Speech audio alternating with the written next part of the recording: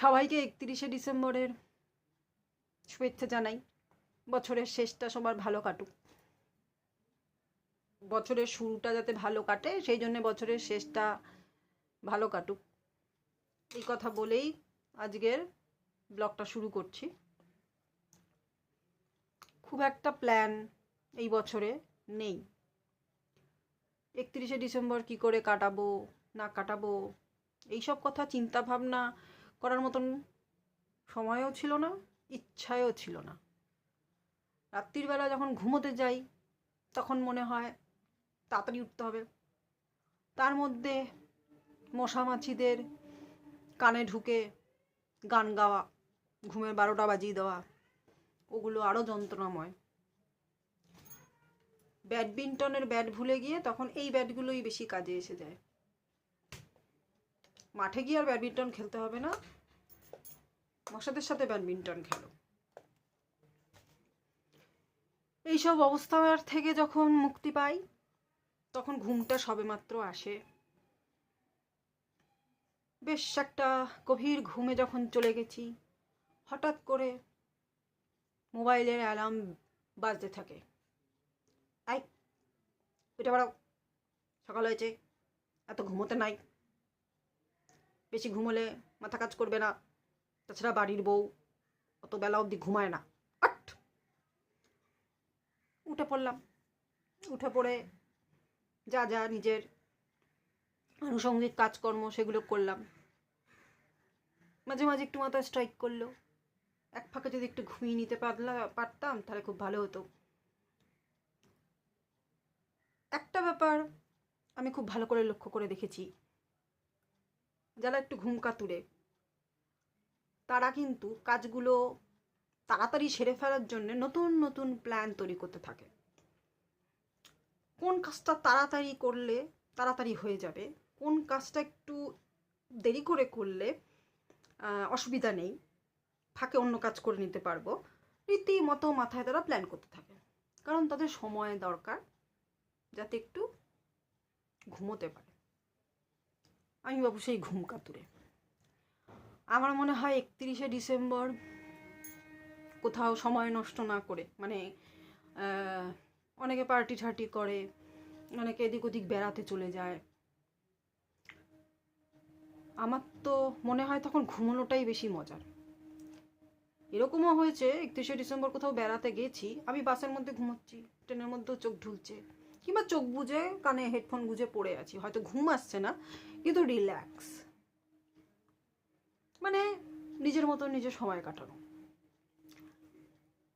ওটাই যেন বেটার মনে হয়।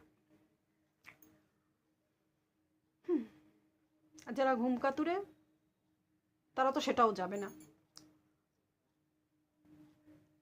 তাই তাড়াতাড়ি করে কাজগুলো সেরে নিয়ে কতক্ষণে বিছানায় যাব, এই মেন্টালিটিটাই তখন আমার বেশি কাজ করে। চেষ্টা করি তাড়াতাড়ি সেরে নেওয়ার করে প্ল্যান ট্যান করে শুয়েও পড়ি। কেউ যদি একটু এসে দরজায় ঠকঠকা করে, ভালো লাগে না, কিন্তু উঠতে হয়, কারণ কার দরকার পড়ে, কিংবা কেউ চা খাওয়ার নেমন্তন্ন করলো, 31শে ডিসেম্বর যদি কেউ চা খাওয়ার নেমন্তন্ন করে তার ব্যাপারই আলাদা। যদিও আমি রোজই চা খাওয়ার নেমন্তন্ন পাই,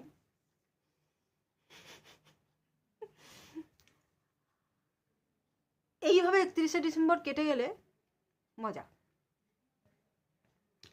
আর বাকি রইল 1 তারিখ, থোর বুড়ি খাড়া, খাড়া বুড়ি থোর, যেভাবেই হোক কাটিয়ে দাও।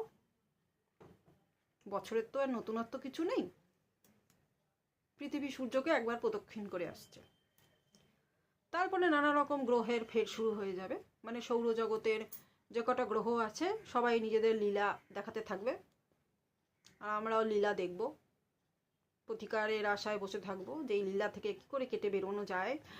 এই লীলা আমাদের আর কত কত লীলা দেখাবে। এখন নাকি মঙ্গলের দশা আছে শুনছি সামনের বছরটা, তা মানুষকে তো আগেই একটা প্রবলেমের মধ্যে ফেলে দেওয়া হলো প্রথম থেকেই, সামনের বছর মঙ্গলের দশা চলবে। কি টেনশন ফেলে দিল। মানুষ 31শে ডিসেম্বর আনন্দ করবেই বা কী করে? যদিও করে টেনশন নিয়েই করবে। আমি ঘুমিয়েই পড়ব, টেনশন সকালে উঠে দেখা যাবে। তবে একটা কথা তোমাদের সাথে শেয়ার না করে পারছি না, এই বছরটায় যারা আমাদের জীবন থেকে চলে গেছে আর ফিরবে না, তারার দেশে চলে গেছে, তাদের জন্য মন কেমন করে। মনে হয় যেন কেমন একটা শূন্য শূন্য লাগে। অমুক বছরটাতে তো তারা ছিল, এই বছরটাতে তারা নেই, সামনের বছরেও তারা আর থাকবে না। তারা যেখানেই থাকে যেন ভালো থাকে। আরও একটা ইচ্ছা প্রকাশ করি, এই 31শে ডিসেম্বরে এসে আমাদের সমাজে আরেকটা তিলোত্তমার মৃত্যু যেন না হয়, এরকম মর্মান্তিকভাবে আরেকটা মৃত্যু যেন না হয়। আর আরও একটা ধনঞ্জয়ের ফাঁসি যেন না হয়।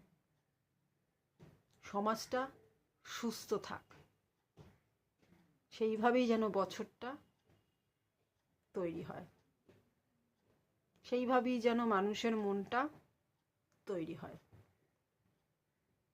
ব্যাস, তারপরে বাকিটা কর্ম। যেমন কর্ম তেমনি ফল। সে ফল গাছেও ফলতে পারে, যদি পেরে খেতে পারি পেরে খেয়ে নেব, আর যদি নিচে থেকে আসে আসবে, তাই তো।